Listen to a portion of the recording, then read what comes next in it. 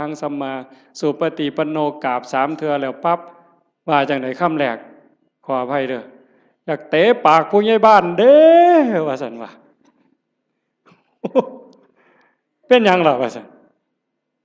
มันไล่ผมออกจากเจ้าอาวาสว่าซั่นว่าเพิ่นได้อุดมการณ์ใหม่ไปปลูกกกไม้ใส่สนามหมอลำเขาซั่นแล้วเดินวัดมองผู้ใหญ่บ้านผูกงัวติล่ะ ผู้ใหญ่บ้านเคยเอางัวมาเลี้ยงเพิ่นเอาก็ปลูกใส่สนามหญ้าเขาไล่หนีซั่นแล้ว